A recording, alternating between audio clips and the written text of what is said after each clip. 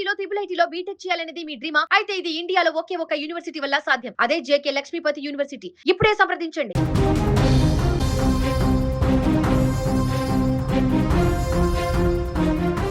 ఎండల తీవ్రతతో నిప్పుల కుంపటిలా మారిన తెలుగు రాష్ట్రాల ప్రజలకు వాతావరణ శాఖ అత్యంత చల్లటి కబురు చెప్పింది.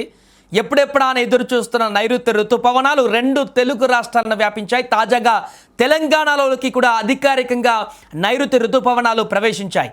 ఇప్పటికే కేరళ, తమిళనాడు, ఆంధ్రప్రదేశ్, కర్ణాటక రాష్ట్రాలలో పూర్తిగా విస్తరించిన ఈ ఋతుపవనాలు వేగంగా కదులుతూ ఇప్పుడు ఏపీ, మహారాష్ట్రలోని దాదాపు 30% ప్రాంతాన్ని ముంచెత్తాయి. ఈరోజు పశ్చిమ మధ్య, తూర్పు మధ్య అరేబియా సముద్రంతో పాటుగా తెలంగాణ, ఆంధ్రప్రదేశ్, మహారాష్ట్రలోని మరికొన్ని ప్రాంతాలలోకి మరింతగా విస్తరించినట్లుగా వాతావరణ కేంద్రం వెల్లడించింది. దీంతో తెలంగాణలోని రైతాంగం అంతా కూడా సంబరాలు చేసుకుంటున్నారు. హైదరాబాద్ వాతావరణ కేంద్రం తెలిపిన వివరాల ప్రకారం చూస్తే జూన్ 8వ తేదీ నాటికి నైరుతి ఋతుపవనాల ఉత్తర పరిమితి పయనం ఖగోళ అక్షాంశాల వెంబడి అత్యంత క్రియాశీలకంగా సాగుతుంది. ఈ ఋతుపవన రేఖ ప్రస్తుతం హార్నాయ్, సోలాపూర్, కలబుర్గి, నంద్యాల, చెన్నై మీదుగా బంగాళాఖాతం, కైలాషహర్, లాండింగ్, ఉత్తర లఖింపూర్ గుండా దేశంలోని ఇతర ఈశాన్య ప్రాంతాలకు విస్తరించింది.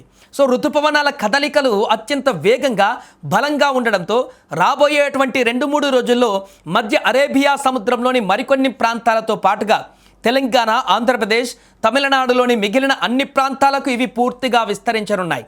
అలాగే ఛత్తీస్గఢ్, ఒడిశా, పశ్చిమ బెంగాల్, సిక్కింలలోని కొన్ని ప్రాంతాల్లోకి నైరుతి ఋతుపవనాలు ప్రవేశించడానికి వాతావరణ పరిస్థితులు ఇప్పుడు పూర్తిగా అనుకూలంగా మారాయి.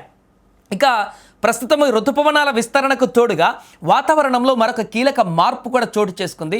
తూర్పు ఉత్తరప్రదేశ్, దాని పొరుగు ప్రాంతాల నుంచి ఉత్తర కోస్తాంధ్ర, యానం మీదుగా ఈశాన్య మధ్యప్రదేశ్, ఛత్తీస్గఢ్, ఒడిశా దిశగా ఒక బలమైనటువంటి ఉపరితల ఆవర్తనం ఏర్పడింది. సో దీని ప్రభావంతో ఏర్పడినటువంటి ద్రోణి సగటు సముద్ర మట్టానికి 1.5 కిలోమీటర్ల ఎత్తులో కొనసాగుతుంది. దీనికి తోడు భారత భూభాగంలో సుమారుగా 15 డిగ్రీల ఉత్తర అక్షాంశం వెంబడి ఉన్నటువంటి గాలుల కోత ప్రస్తుత సగటు సముద్ర మట్టానికి 3.1 కిలోమీటర్ల నుంచి 4.5 కిలోమీటర్ల ఎత్తులో కేంద్రీకృతమై ఉంది. సో ఈ ఉపరితల ఆవర్తనం ద్రోణి ప్రభావం వల్ల రాబోయే 48 నుంచి 72 గంటల్లో తెలంగాణ, ఆంధ్రప్రదేశ్ రాష్ట్రాలలోని పలు జిల్లాలలో ఉరుములు, మెరుపులు మరియు బలమైనటువంటి ఈదురుగాలులతో కూడిన భారీ వర్షాలు కురిసే అవకాశం ఉందని అధికారులు అంచనా వేస్తున్నారు. ఎండ తీవ్రతకు అల్లాడిపోతున్న సామాన్య ప్రజలకు ఈ ఋతుపవనాల రాక పెద్ద ఊరట. మరోవైపు నేటి నుంచే మృగశిర కార్తె ప్రారంభం కావడం, అదే సమయంలో ఋతుపవనాలు రాష్ట్రాలకు తాకడంతో అన్నదాతలు హర్షం వ్యక్తం చేస్తున్నారు. పొలాలను దుక్కి దున్ని ఏరువాక పనులు ప్రారంభించడానికి ఈ వర్షాలు ఎంతో అనుకూలమని, ఈ ఏడాది సాగు పనులు లాభసాటిగా కొనసాగుతాయని రైతులు ఇప్పుడు ఆశాభావాన్ని వ్యక్తం చేస్తున్నారు.